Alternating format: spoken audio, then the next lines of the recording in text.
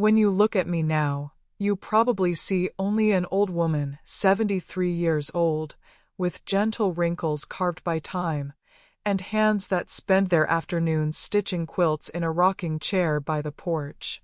But if I told you that these very hands once clawed the earth in a cemetery under the cold moonlight, not to bury the dead, but to bury alive the demon who shared my blood, would you believe me? This is not a tale from some Gothic novel. This is my truth. And if you are listening, my dear, I ask you to leave a comment, share this story, and subscribe, because there are truths that must be carried forward. Some will shake the ground beneath your feet, but they are necessary. Because stories like mine remind us that the sun always rises, even after the longest night. My name is Clara Mae Thompson, and it all began in Haven Ridge, Kentucky, a mountain town where the mist rolled down from the Appalachians each dawn like a soft blanket, and the fields stretched as far as a child's eyes could dream. Our house was small, painted a fading white with green shutters, nestled at the edge of a wide yard where my mother grew tomatoes, beans, and sunflowers. My mother, Margaret, was the light of our home. She had a voice like honey, always humming hymns as she bent over her sewing machine, stitching dresses and shirts for wealthier families who praised her work but never knew her struggles. My father, Robert Thompson, was a ranger for the state park. A tall, quiet man, weathered by the sun but soft in his eyes. He didn't speak much, but when he did, his words carried weight. Each night when he returned from the mountains, he brought me something hidden in his coat pocket, a caramel, a ribbon, or sometimes just a story. The woods have secrets, he would say, leaning close so that only I could hear. If you listen with your heart, they'll tell you things no book can. I was their only child, their treasure. Our days were simple but filled with love. Mornings started with the crowing of Rusty, our rooster who strutted around like a king. Mama baked biscuits so fluffy they melted in your mouth, filling the house with a warmth no winter could erase. After school, I'd meet my friends, Sarah, Luke, and Hannah by the creek near the old mill. We'd play hide-and-seek, skip stones, and return home with berry-stained hands and muddy feet. Sundays were sacred. Papa grilled meat in the backyard, while Mama prepared her famous potato salad. Neighbors came with guitars, laughter echoed across the yard, and for those hours, life felt like forever. Doors were never locked. People watched out for each other. Haven Ridge was not rich in money, but it was rich in something far better: community. But even as a child, I noticed shadows creeping in. Papa often came home tired, clutching his chest, though he tried to hide it. Mama brewed teas from herbs in the garden, pretending it was nothing more than weariness. But late at night, I heard their whispered conversations, the worry heavy in the air. The local doctor, Dr. Harris, came more often. Words like hypertension and stroke floated above my head, too big for me to grasp. All I knew was that my father's smiles grew weaker, his steps slower, his laughter less frequent. Mama began crying in secret, her tears falling into the wash basin as she scrubbed clothes, thinking I wouldn't notice. One autumn morning, as the leaves turned to fire on the hills, everything changed. Papa couldn't rise from bed. His lips had gone blue, one arm limp at his side. Mama screamed for help, and neighbors rushed in. They carried him to the small county hospital, leaving me with Mrs. Carter next door, who tried to distract me with cookies. 3 days later, Papa was gone. The doctor said it was a stroke. His heart had fought too long against the pressure inside him. I was 10 years old when the world I knew cracked in half. I remember the coffin resting in our living room, surrounded by chrysanthemums. Neighbors whispered, "Poor child, losing her father so young." Their pity clung to me like a weight.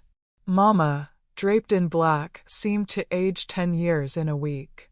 And that was the day I first saw my grandfather, Henry Whitfield. He hadn't visited in years. A tall, broad-shouldered man, with a face carved from stone and eyes that judged everything they touched.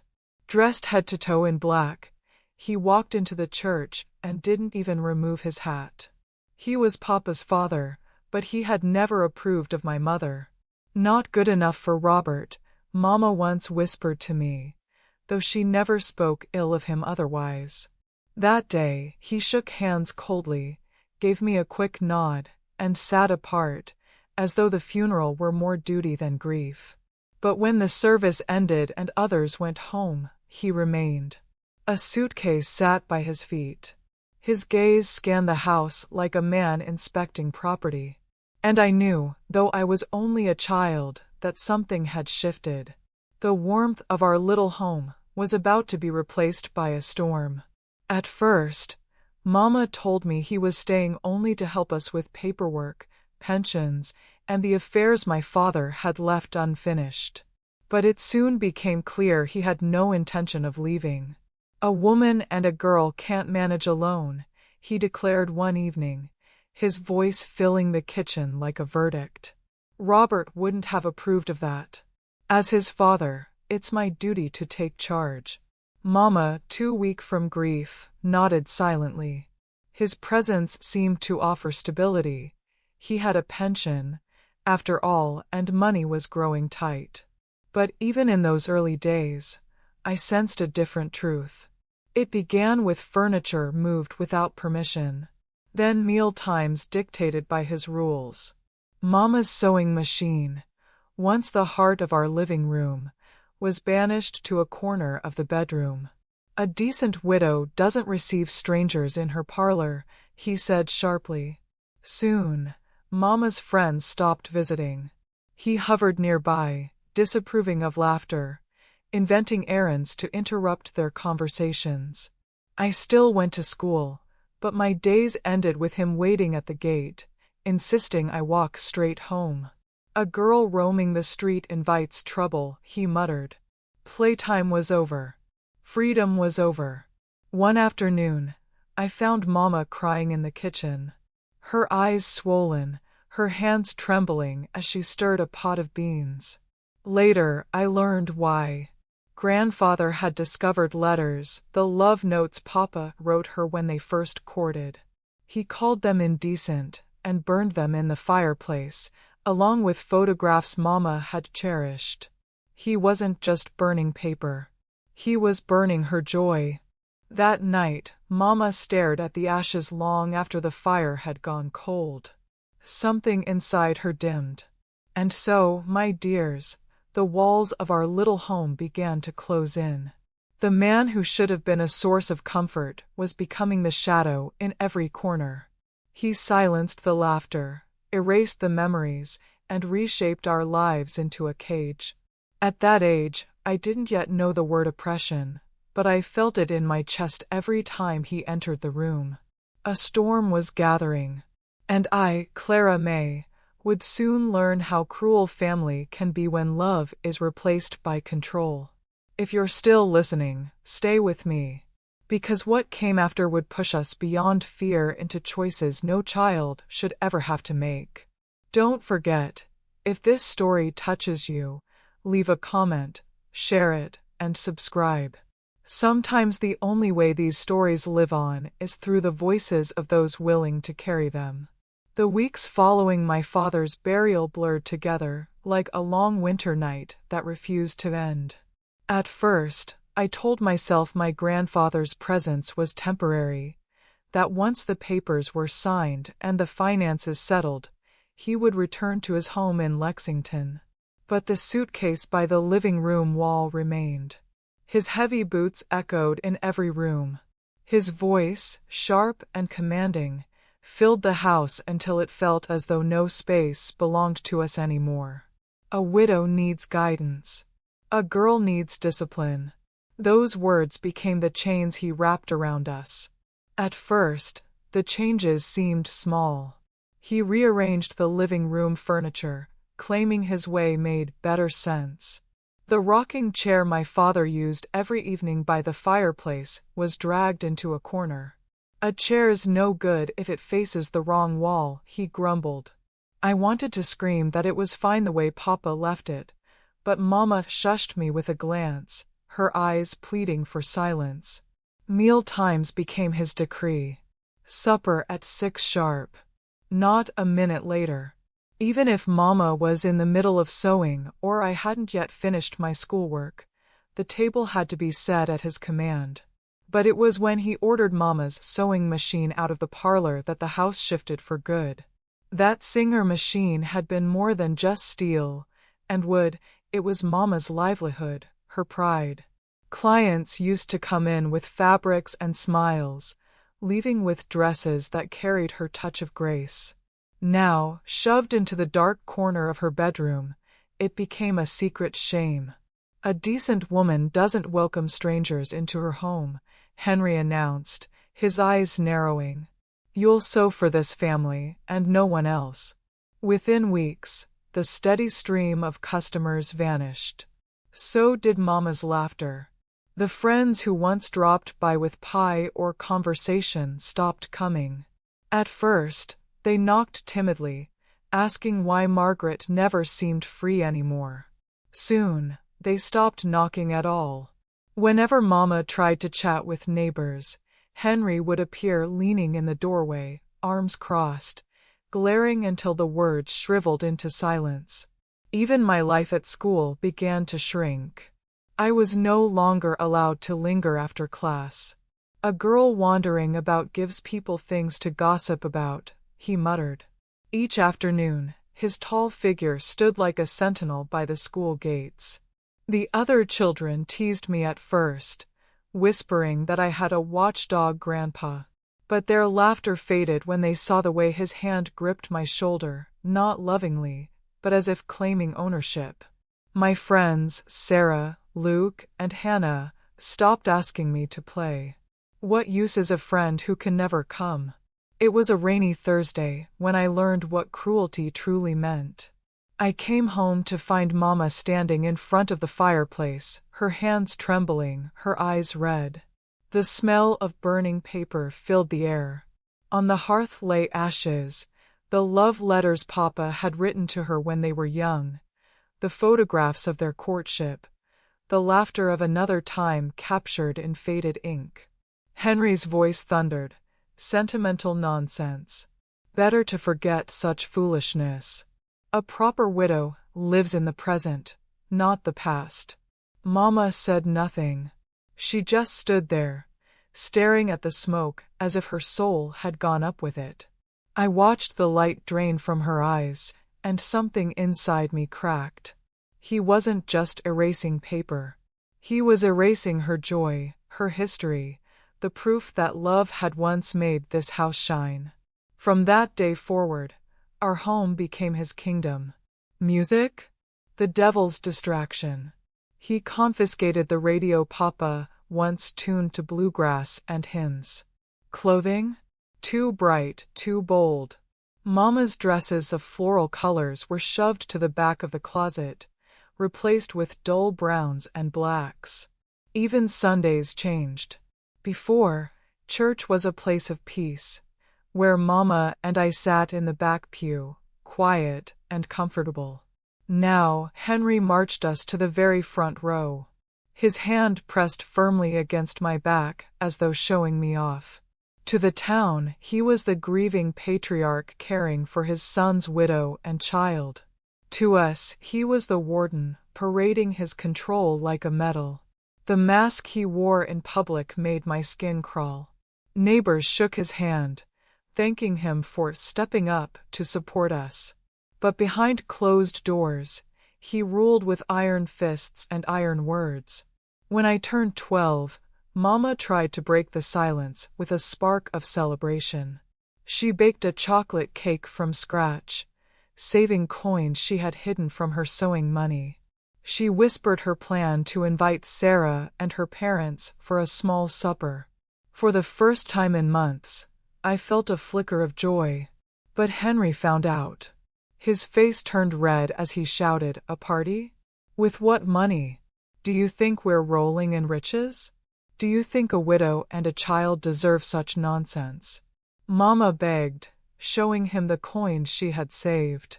But he slapped them from her hand, the clink of metal scattering across the floor. "This house is not for foolishness." The party was cancelled. The cake was eaten in silence, just the three of us. My mother's eyes glistened with unshed tears. I blew out the single candle in the darkness, wishing for freedom. That night, I buried my face in my pillow, sobbing until sleep claimed me. As I grew, I noticed another shift, one that filled me with dread. My body was changing, and Henry noticed too. His eyes lingered too long. His comments, sharp and cutting, made my skin crawl. "This girl is becoming too bold," he sneered. "She must learn modesty." Every dress was too short. Every smile was too flirtatious.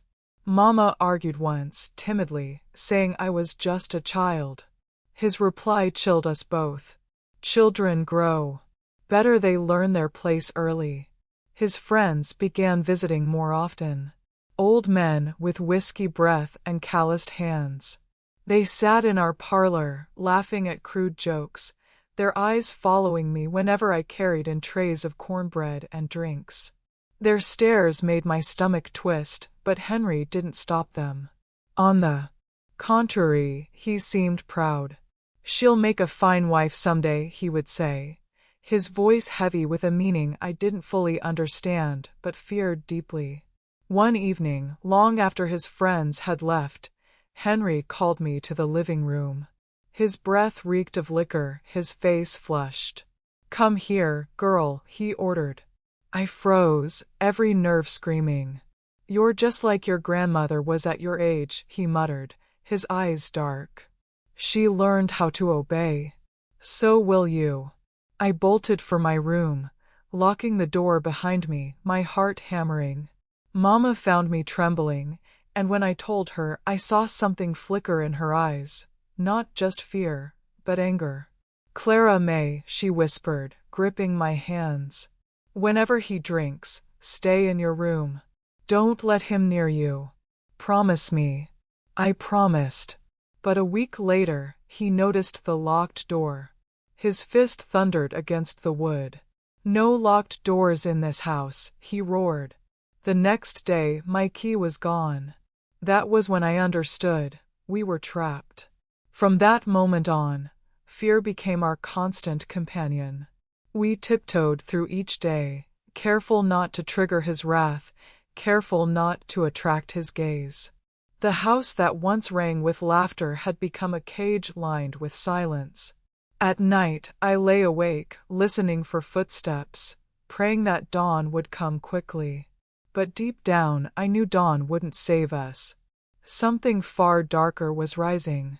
And soon, my mother and I would face a night that would shatter everything we thought we could endure. Don't forget, if my story resonates with you, leave a comment, share it, and subscribe. Stories like these are not just memories, they are warnings, and they are lights for others still walking through the dark. Fear is a strange thing, my dear. It doesn't shout. It whispers. It slips into every corner of your home, every shadow in the hallway, every creak of the floorboard after dark. By the time you realize it has taken root, it's too late. It is already living with you. That was how life became under Henry Whitfield's roof. Mama and I existed in constant silence, tiptoeing around him like mice, hoping not to draw his attention. But fear cannot hold forever. Eventually, it burst, and when it did, it tore our world apart. I was 13 the evening it happened. 13, still a child, though my body had begun to grow into its woman shape, something Henry never stopped noticing. That night, he came home later than usual, stumbling, his breath thick with whiskey. And he wasn't alone. Mr. Burke and Mr. Allen, two of his drinking companions, followed him inside, laughing too loud, their boots heavy against the floorboards. "Where are the women of this house?" Henry's voice thundered through the parlor. Mama and I froze in the kitchen, our hands still damp from washing the supper dishes. I will never forget the look in Mama's eyes, wide, panicked, and burning with an urgency I had never seen before. "Clara May," she whispered sharply, her voice trembling. "Grab that bundle of clothes. Go out the back door. Run to Mrs. Harper's house. Don't look back. Don't stop." My heart pounded so hard I thought they could hear it. "But Mama, what about you?" "I'll distract them." "Go, child. Go." But when I reached the back door, my escape was already blocked. A new padlock gleamed in the lamplight.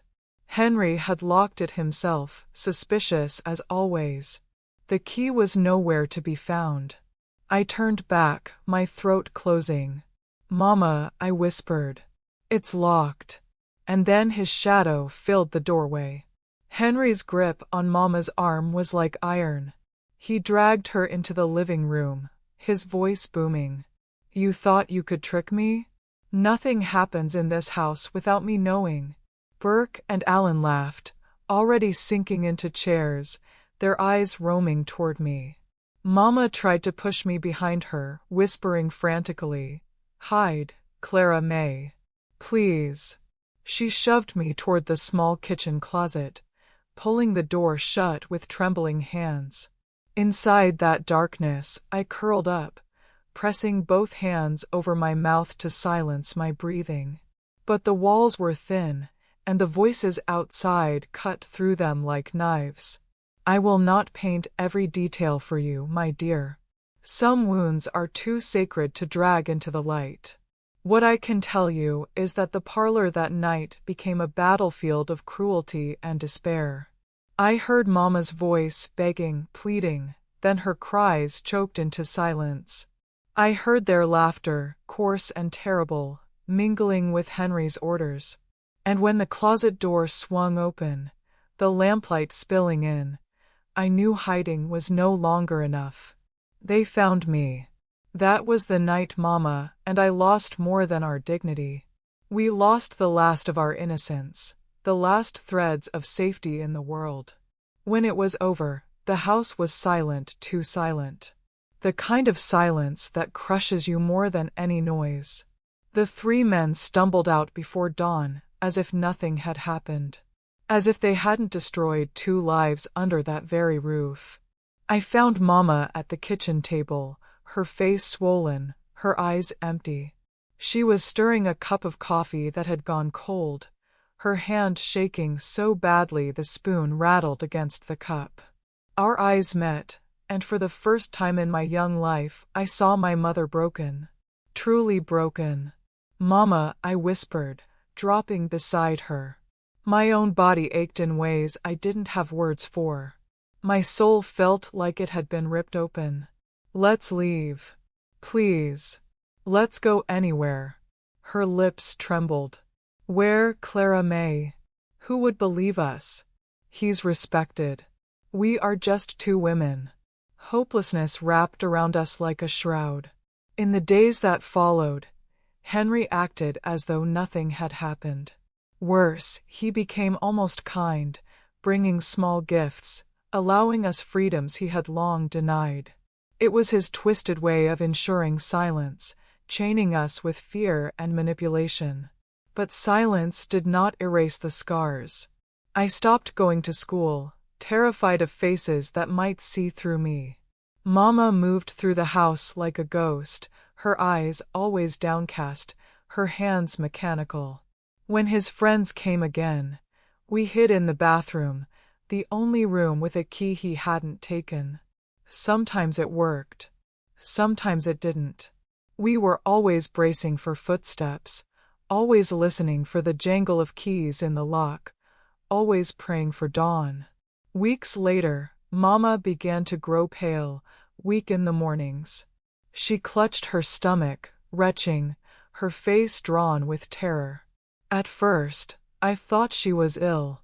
Then I began to notice the same changes in myself. The nausea, the fatigue, the strange heaviness inside me. One morning, while Henry went to town, Mama gripped my hand, her voice breaking. "Clara May, I think I'm with child." I stared at her, my world spinning. "A baby? Mama, how?" Her eyes filled with tears. "I don't know, from which one?" "And Clara May, you too." I nodded, my throat closing, my own fear spilling out. In that kitchen, under the pale morning light, we faced the unthinkable. We both carried the weight of that night in our wombs. 2 lives conceived in violence, in cruelty. 2 lives that threatened to bind us forever to Henry's shadow. I whispered the thought that had been gnawing at me in secret. "He'll kill us if he finds out." For the first time in months, Mama's eyes lit with something more than despair. It wasn't joy. It wasn't hope. It was fire, cold, dangerous, determined. "No, Clara May," she said, her voice steady as stone. "We will not give him the chance. We are not his victims anymore. Tonight, we begin surviving." That night, I lay awake staring at the ceiling, the echoes of her words burning in my mind. Not victims. Survivors. I didn't yet know what she was planning, only that something inside her had shifted. The ghost of my mother was gone. In her place stood a woman with nothing left to lose, ready to fight back in ways I could barely imagine.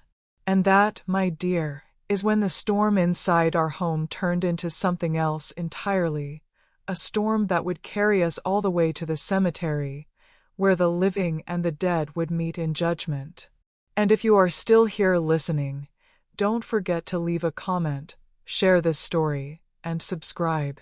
Stories like mine are not just tales of the past, they are lanterns for anyone still trapped in their own night. When Mama told me we would not remain victims any longer, I didn't quite understand. Her voice had a steel in it I had never heard before. She was no longer the silent, hollow woman who drifted through the rooms. She had become something else entirely, a woman who had been pushed so far into a corner that the only way forward was through. Over the next few days, Mama began to play a dangerous game. In Henry's presence, she acted submissive, even flattering, as though his grip on us had finally broken her spirit. He seemed pleased, boasting to his friends that he had tamed his son's widow. But when we were alone, her eyes burned with secret fire. "Clara May," she whispered one night, "we're not just running anymore. We're going to make sure he can't follow."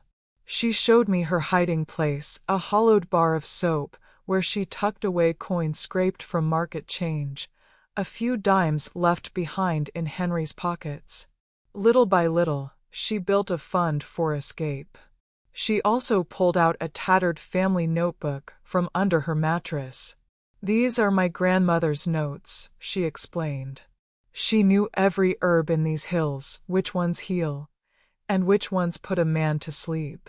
From that day on, I often saw her in the garden under the guise of pulling weeds. But instead of discarding them, she carefully dried certain leaves, grinding them into a fine powder she hid in a cloth pouch. "What is it, Mama?" I asked once, my voice hushed. "Something to make them sleep long enough," she replied, avoiding my eyes. "We'll need every hour we can get."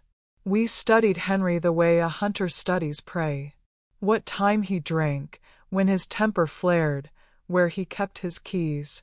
One night, while dusting the bookshelf, I discovered a false book with hollowed pages. Inside, Henry stored stacks of bills, pension money that should have been Mama's security, but instead became his weapon of control. Mama's face hardened when she saw it. "We'll take enough for the train fare. Not a cent more. We're not thieves, Clara May. We're taking back what was stolen." Her words sounded noble, but I sensed something darker brewing. The tension in the house grew unbearable. Henry's mood swung wildly between smug generosity and explosive rages. One evening, after discovering some coins missing from his jar, he tore the house apart, overturning chairs, pulling out drawers, demanding to know who dared steal from him. By some miracle, he didn't find the soap bar where Mama had hidden the real treasure. But that night, she sat on my bed, her voice lower than a whisper. "We can't wait any longer," she said. "Running isn't enough. He would find us. Men like him, they don't stop. We have to end this, Clara May."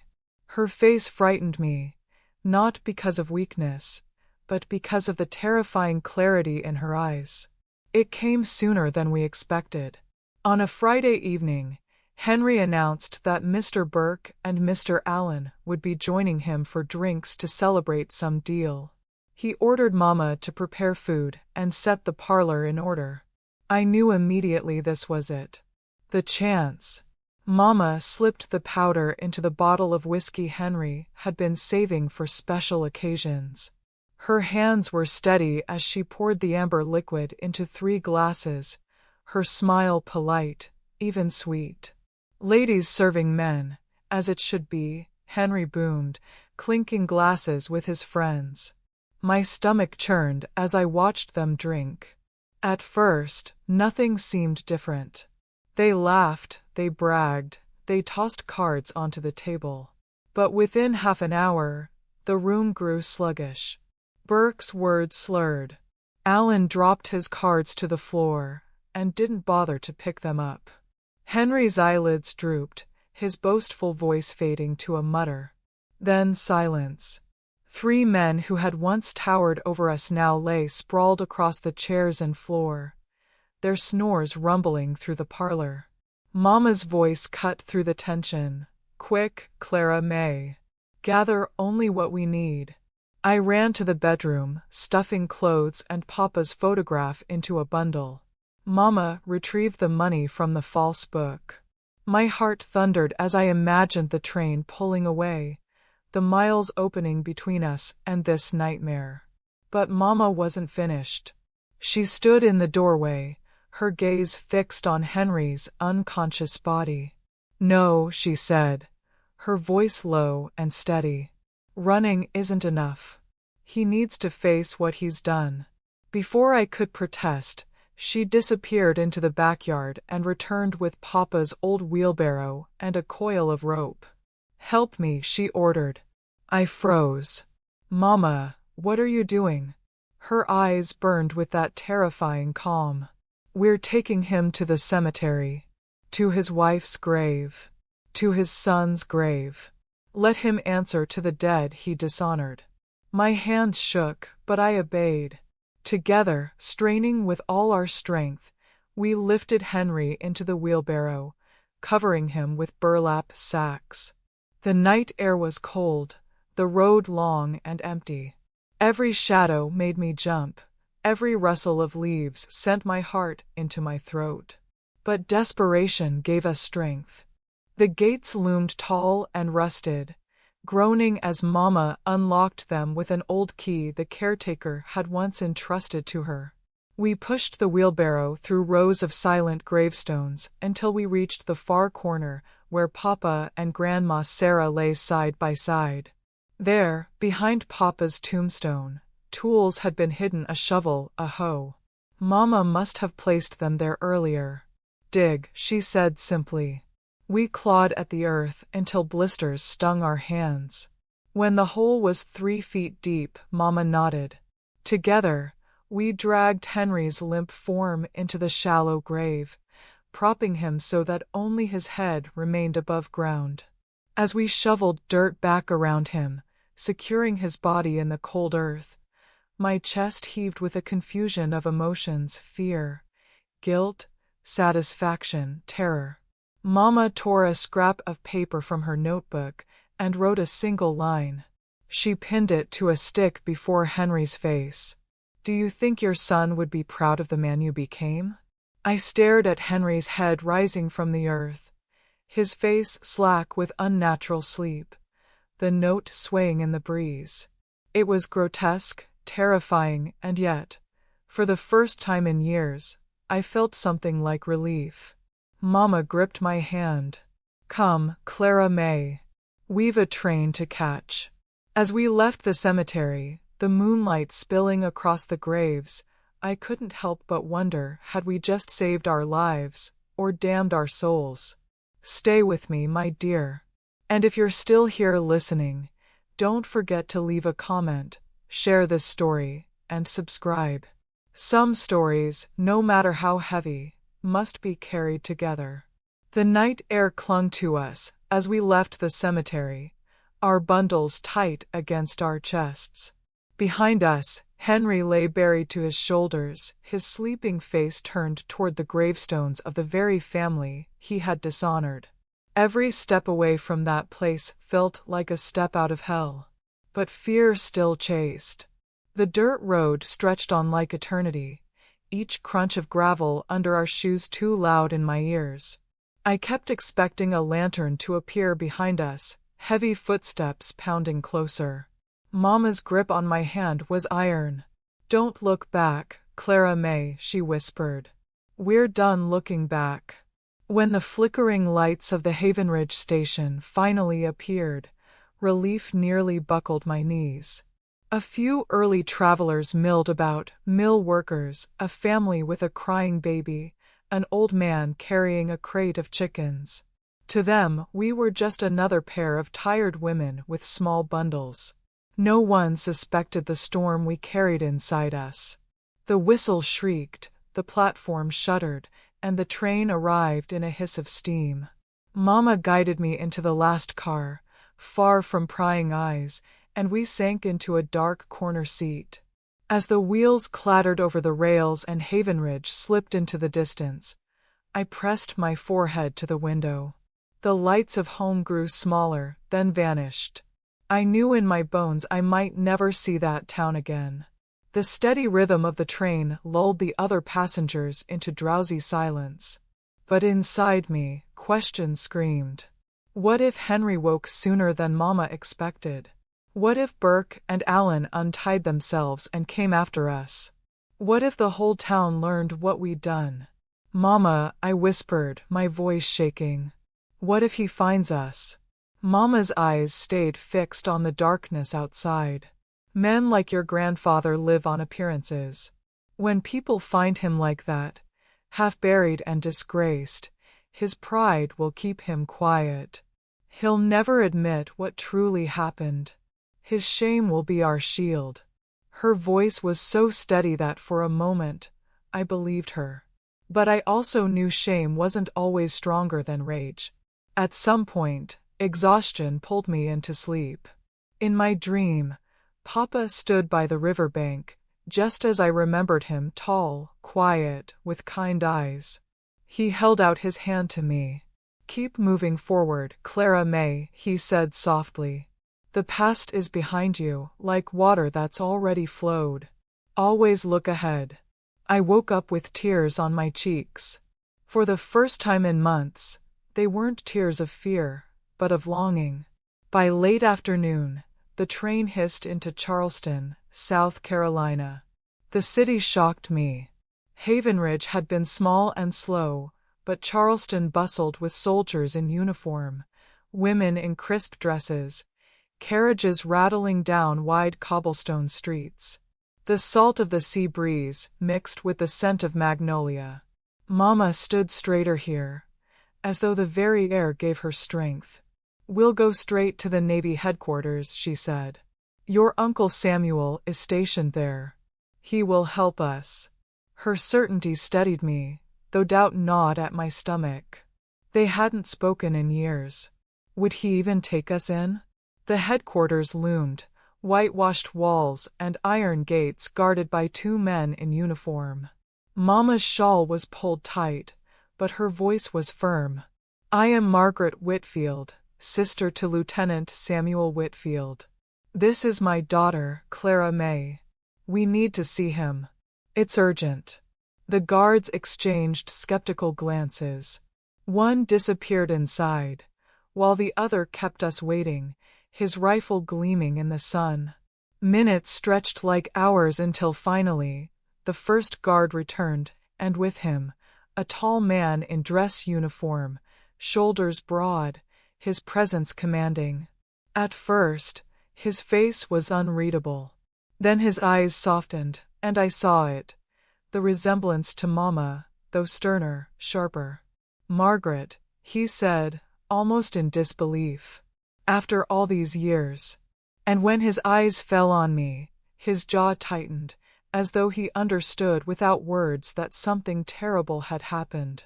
At Samuel's house on the edge of the city, his wife, Eleanor, welcomed us with wary kindness. She didn't ask questions, though she surely saw the exhaustion etched into our faces. That night, after Eleanor had gone to bed, Mama told him. Not every detail. Some wounds are too raw to speak, but enough.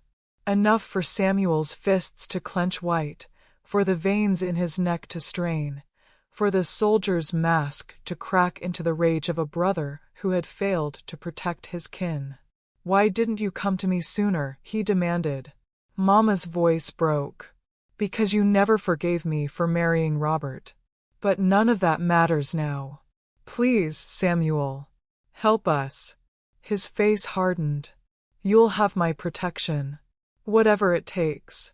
For the first time since Papa's death, I saw Mama weep not from despair, but from relief. In the weeks that followed, Samuel used his influence quietly. Papers were arranged. Mama found work sewing for officers' wives, her skill admired by women who never knew her story. I was placed in a school run by sisters, under the pretense of recovering from an illness. A doctor, an old friend of Samuel's, examined us discreetly. His diagnosis confirmed what we already knew. Both Mama and I carried children from that night of horror. At 13, I should have been dreaming of books and play, not of the life stirring inside me. Samuel sat with Mama, his voice grim. "Clara May is too young, too fragile. It could kill her. Something must be done." And so, with secrecy and care, a decision was made.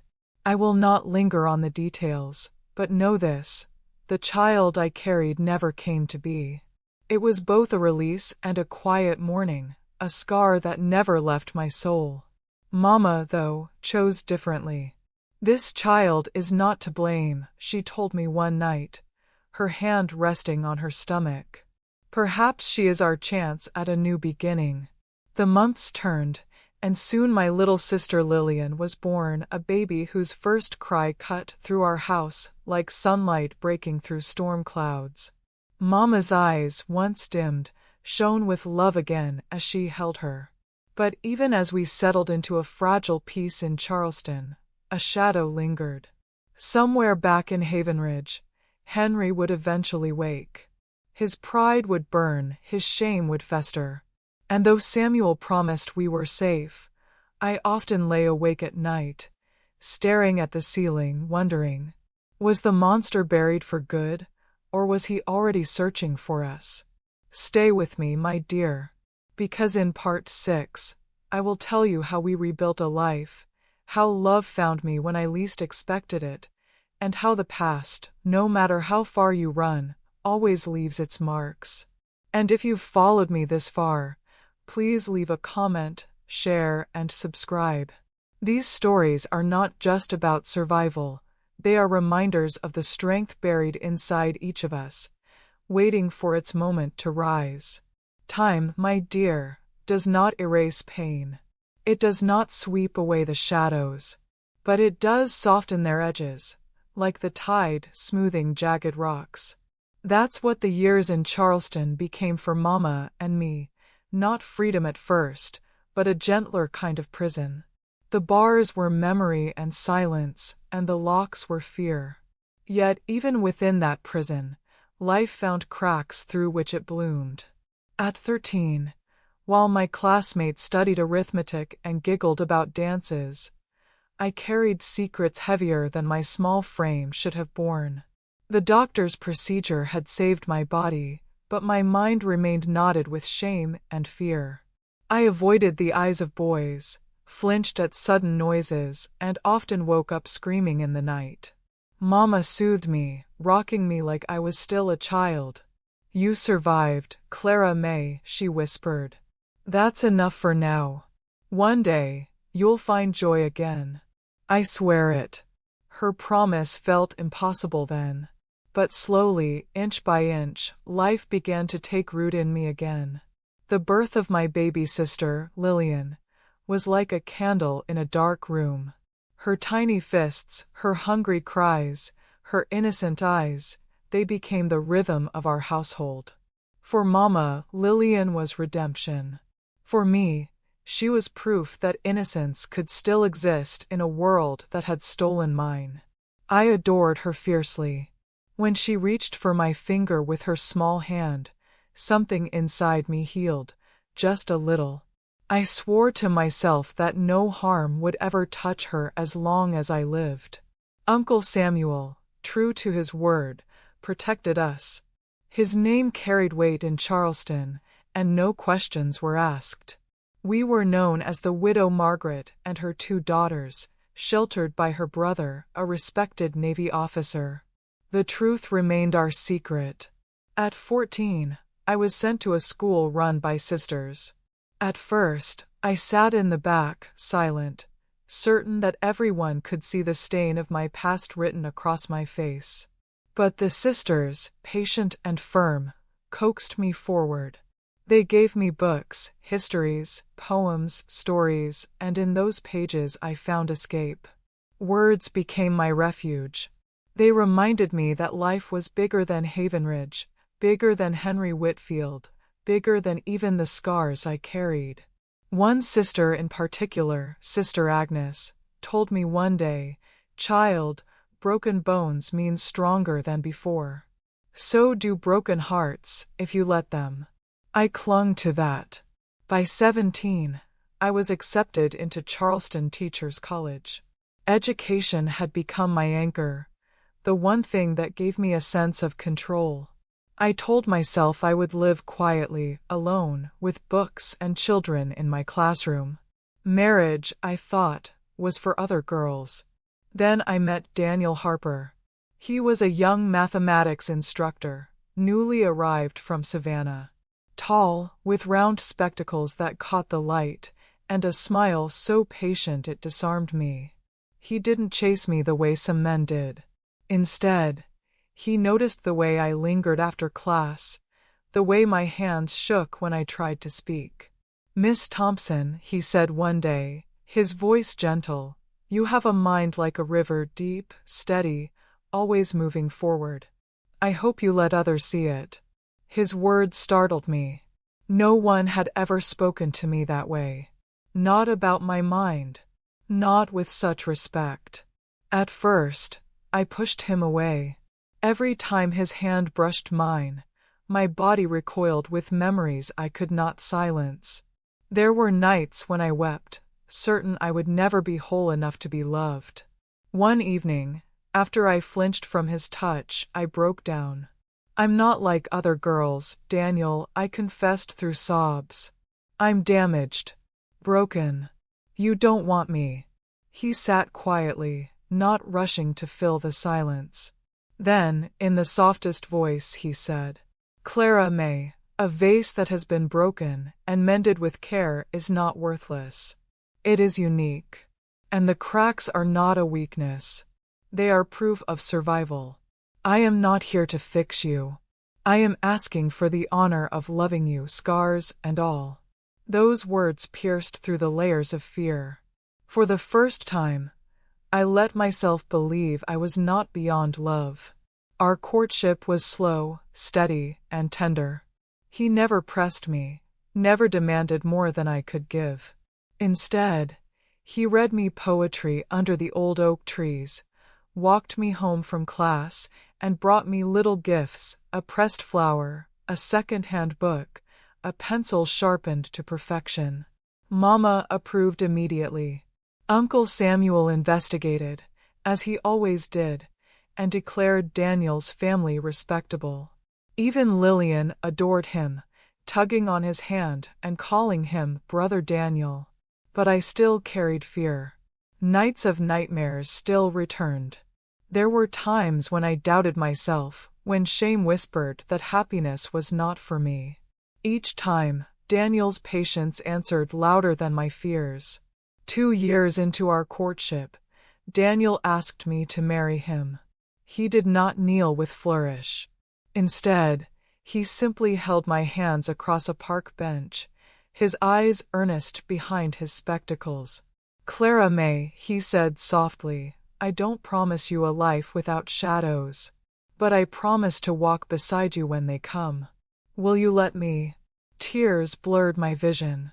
For a moment, I saw Papa in my dream again, telling me to keep moving forward. And I said yes. The night before my wedding, Mama came to sit with me. Lillian, now 7 years old, slept in the next room, her little breaths soft in the silence.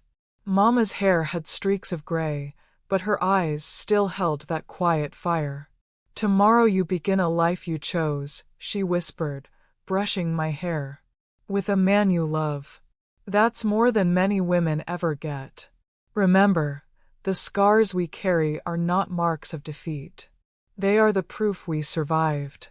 And you, my daughter, survived." I held her hands, tears spilling down my cheeks. "But Mama, what if I can't be the wife he deserves? What if the past ruins me?" She smiled, weary but strong. "The past does not define you, Clara May. Love does. And tomorrow, you'll prove it." That night, I lay awake staring at the ceiling, the weight of my past pressing against the hope of my future. Fear still gnawed at me, but beneath it, a quiet strength had begun to stir. Tomorrow, I will walk down the aisle. Tomorrow, I will try to step into the life I thought I could never have. But shadows have long memories, my dear. And though I did not know it yet, the past has a way of testing even the brightest beginnings. Stay with me for part 7, when I will tell you about the life Daniel and I built, the joys that healed us, and the scars that never fully left. And if this story has held you so far, please leave a comment, share it, and subscribe. Because stories like these remind us that healing is not the absence of pain, but the courage to keep choosing love in spite of it. The day I married Daniel Harper, the world felt new.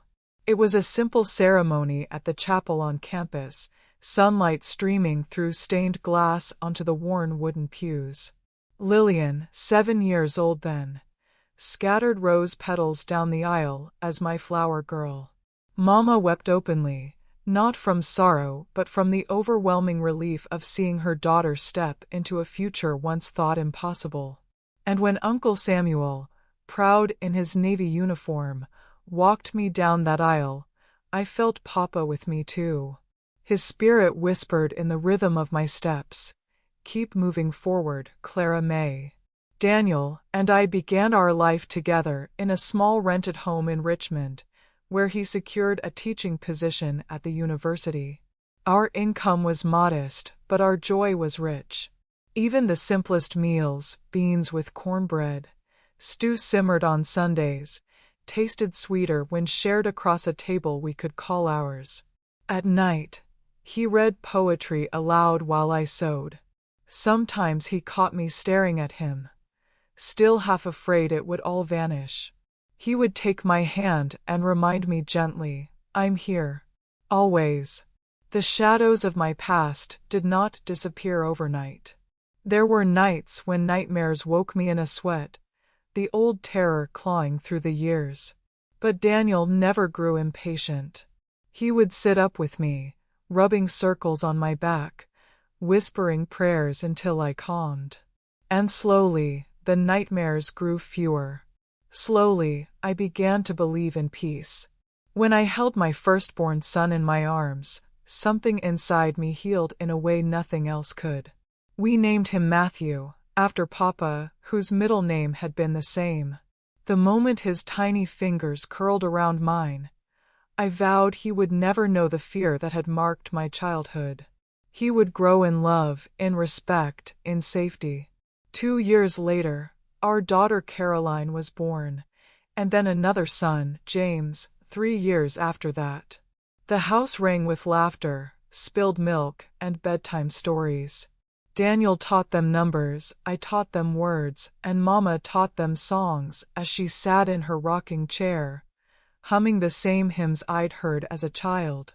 And little Lillian, my sister, yet in many ways my child too, grew up alongside them, their playmate and protector. Watching her run barefoot in the yard, hair streaming behind her, I often thought, this is what innocence looks like when it is allowed to bloom. Life moved on as it always does. Mama grew older, her hands slowing at the sewing machine, but never losing their grace.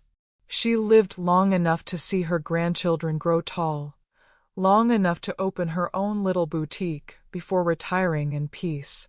She passed at 82, surrounded by us, her family, the family she had saved with her courage that night in Haven Ridge. Uncle Samuel retired as a decorated officer, his sternness never softening, but his loyalty unshakable. He became a grandfather figure to my children, though he rarely spoke of the guilt he carried for not protecting Mama sooner. His presence alone was enough. As for Henry, we never saw him again. Word reached us years later that he died alone in Northern Virginia, bitter and unrepentant. His name was never spoken in our home. We buried him not once, but twice, first in that shallow grave, and later in our silence. Daniel and I built 45 years together. They were not perfect, no marriage is, but they were good, honest years. He was my partner in every sense, never letting my scars define me, always reminding me I was more than what I had endured. When his heart began to fail him, as my father's had, I nursed him through his last days at home. He passed quietly in my arms, the way every man should, held by the woman he loved, surrounded by the family he built. I thought my heart would break in two. But grief, I had learned, does not destroy you. It carves space for memory, and memory keeps love alive. Now, at 73, I sit on my porch in Richmond, a quilt draped over my lap, watching the James River roll steady and sure. My house is small but filled with echoes of laughter, my children, my grandchildren, my sister's children. On Sundays, they gather around my table for pot roast and biscuits, filling the rooms with noise and warmth. My son Matthew became a lawyer. Caroline is a teacher, following my path. James works in construction, strong and gentle like his grandfather. And sweet Lillian, the child of violence who became the child of love, grew into a brilliant doctor. She has devoted her life to helping women who endured what Mama and I once did. In her hands, the cycle ended, transformed into compassion. When I see her walk through my door, white coat draped over her arm, I feel the circle close.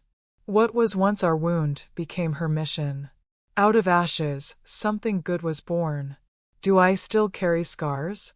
Yes. Some nights I wake startled, shadows pressing close. Some days, I catch myself recoiling at a sound or a smell. Trauma never vanishes entirely, it lingers like an echo. But scars are not chains. They are proof. Proof that we survived. Proof that we lived. Proof that the storm passed, and the sun rose again. If you look at my hands today, wrinkled and worn, you might see only age. But I see more. I see the hands that once dug in the cemetery soil. The hands that carried bundles onto a midnight train. The hands that held children, wrote lessons on chalkboards, stitched quilts, wiped tears, and lifted others up. These are not the hands of a victim. They are the hands of a survivor. So, my dears, if you've stayed with me through these long chapters, let me leave you with this. Life is not the absence of darkness. It is the decision to keep walking until you find the light. There were times I thought I would never know love, never know peace, never know laughter again. Yet here I am, a grandmother, a teacher, a quilter, surrounded by a family that grew from ashes into a garden. If you are living in fear today, hear me, it is not your fault. It has never been your fault. And though it feels impossible now, there is a way forward. You are stronger than you believe. You can endure more than you imagine. And you, too, can bloom again. My wrinkles are not shameful. They are maps of survival. Each one tells a story, not of defeat, but of resilience. And just as surely as the sun rises over the James River each morning, so too will your dawn come. Hold on. Wait for it. Believe it. Thank you, my dears, for listening to this old woman's tale. If my story touched you, please leave a comment, share it, and subscribe. Because some stories must be carried not by one voice, but by many, until they become a chorus that no darkness can silence. My name is Clara May Thompson, and from the ashes I rose. You know, my dear, stories like mine do not come easy. They live buried deep, like seeds pressed into the earth, silent, hidden, waiting for the right season to rise. For years, I carried mine in silence, afraid that if I spoke it, the world would shatter all over again. But time has a way of softening the edges of our wounds, and tonight, beneath these silver strands of hair and these wrinkled hands, I finally understand. Silence is not strength. Voice is. And it is only now, at the autumn of my life, that I feel steady enough to give this story breath. My scars are not just reminders of pain.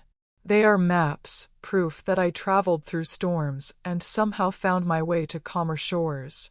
Each line etched on this face is not shame, but scripture written by survival. To those still walking in darkness, hear me. You are not broken beyond repair. You are not defined by what was done to you. Even in the deepest night, there is always one star, small, stubborn, but shining, waiting for your eyes to find it. Hold on. Your dawn is coming. Legacy, I have learned, is not in wealth or in monuments. It is in the quiet lessons we leave behind, the quilt of stories stitched together for our children, our grandchildren, and even for strangers who might find comfort in our truth. That is why I tell this now. So that the pain I carried does not end only as pain, but as a lantern for those who still wander in the dark. If this story has touched you, if it has stirred something within your heart, I ask gently, leave a comment, share it, and subscribe. Not for me, but so that these truths do not fade into silence again. Together, we can carry them further than I ever could alone. And now, it is time for me to close this chapter. Time to fold this story like a quilt and lay it gently to rest. My name was once Clara May, the frightened child who thought the night would never end. But tonight, I leave you not as that girl. I leave you as the woman she became, a grandmother, a teacher, a survivor. And with these last words, I set my story down, not as a wound, but as a seed planted, ready to bloom again in the hearts of those who listen. So here is my farewell. The night is long, but the sun will rise. Always it rises.